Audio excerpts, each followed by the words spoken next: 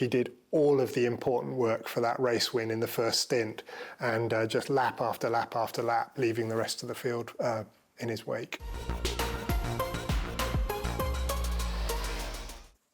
Hi, I'm Cameron. Today I'm joined by James. We're wearing our winners' t-shirts and we're going to answer your questions about the Las Vegas Grand Prix.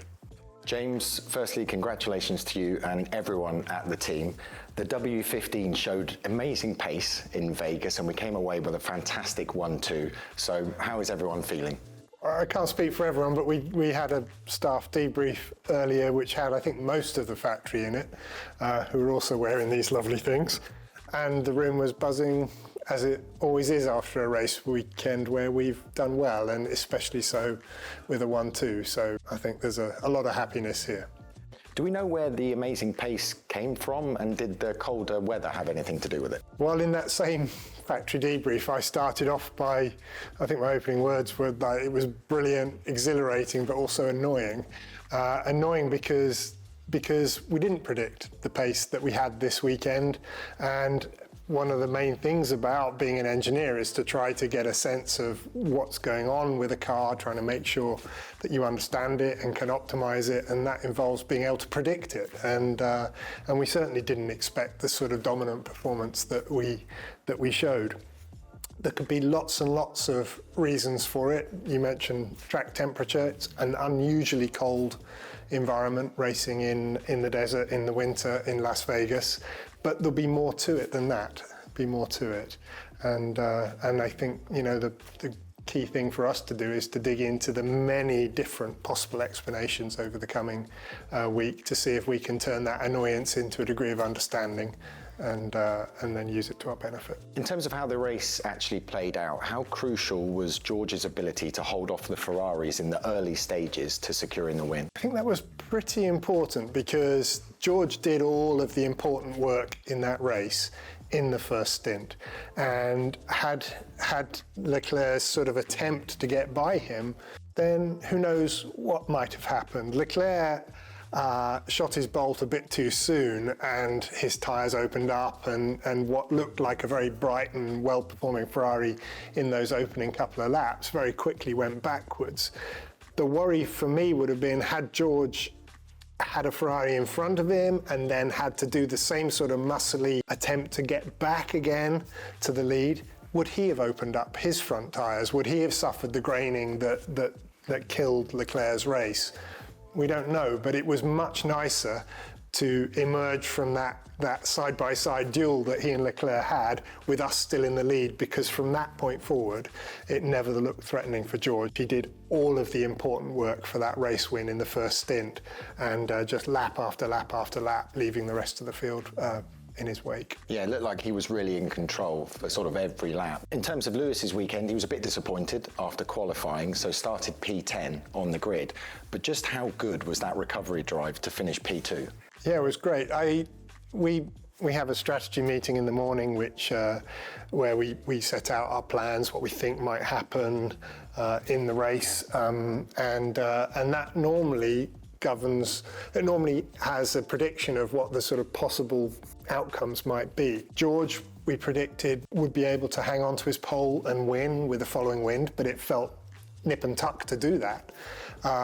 And Lewis, we knew he would make progress, but we were predicting 6th, maybe 5th. So for him to come through so commandingly into a very strong second place just shows A, how well he drove, and B, the underlying pace in the car. And it was a pleasure to watch.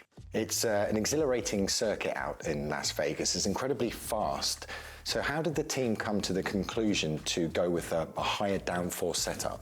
Well, we did what we always do, and what every team in the grid does.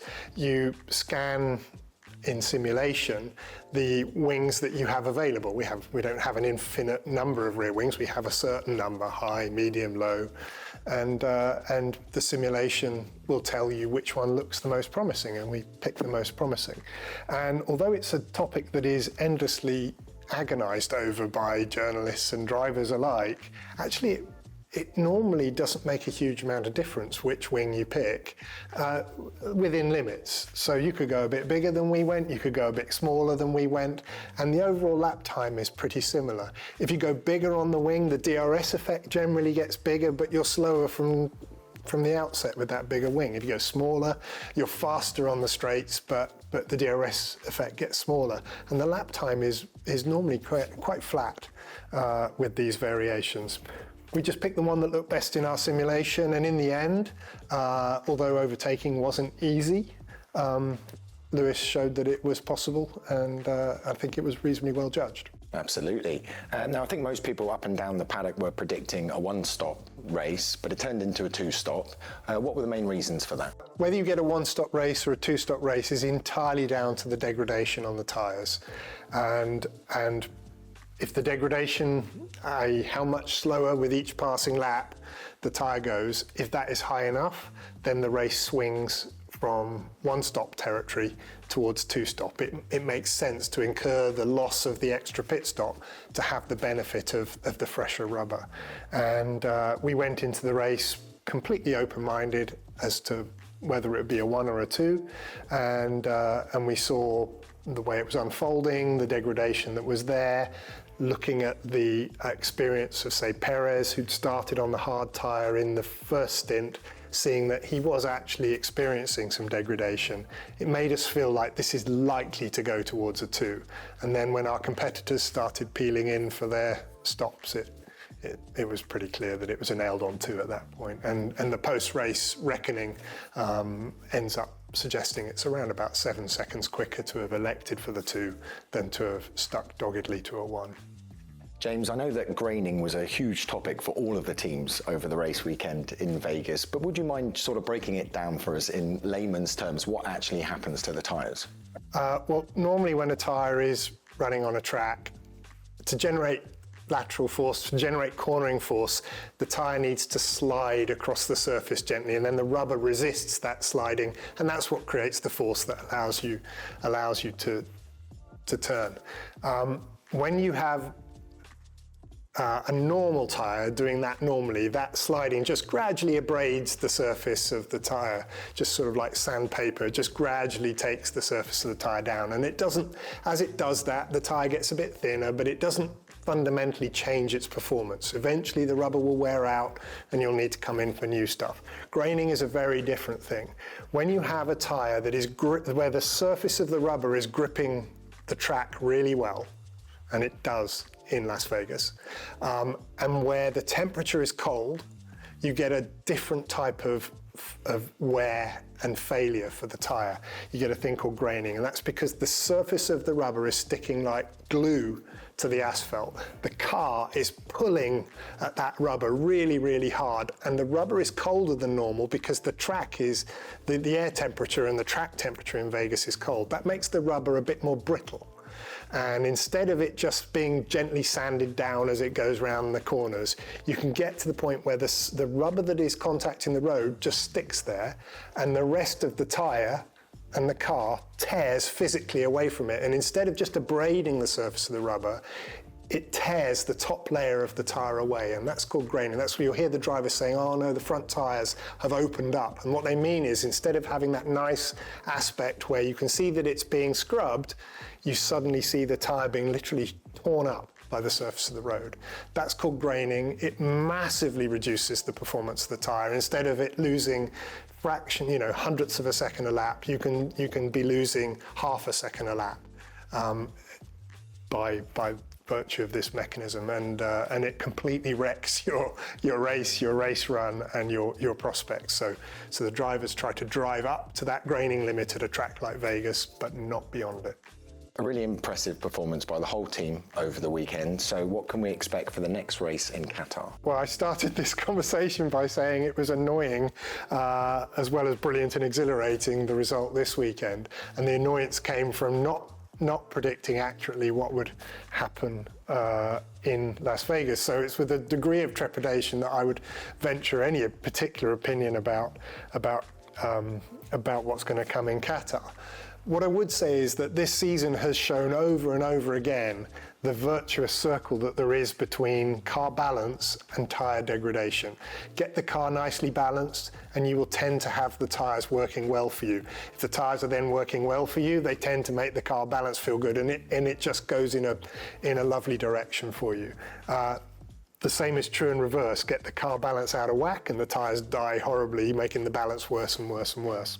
So if we're able to achieve the sort of sweet balance that we had in Las Vegas, we'll have a great weekend. If we don't, we won't. And I would say that there are aspects of Qatar that would lend us some encouragement. Like Vegas, it's a very smooth track. The corner that we were mighty in Vegas was turn 3. There's a lot of turn 3 type corners in Qatar, and there isn't a huge amount of slow stuff in Qatar, so we should be able to get the car reasonably in its window, but you know, we've been wrong before. So I'm going there, well, we're going there cautiously optimistic, hoping that we can sort of get through these last couple of races in the year, with Qatar being at the strong end of our performance. Just 2 races to go after an incredibly long season. We know we're going to finish P4 in the constructors' standings. So how much of the focus shifts towards developing the car for next year? The focus for next year has been there for ages. The last significant upgrade was in Austin. The specification of that Austin was around about in the summer. Then you have to make it and put it on the car. So the lion's share of our efforts have been on next year for some time. And indeed, a growing amount of our efforts are even looking further afield to 2026. But these last 2 races are important, nevertheless, also for next year, because they teach you things. They teach you things about the tyres, about the setup, and about the weakness of your current car that you are attempting to design out for the next one. So although the vast majority of the factory is head down on future cars, there's still real value in putting a lot of effort in trying to make these races go well, not just because we like wearing these t-shirts, but because they are also in some small way the foundation for the year that follows.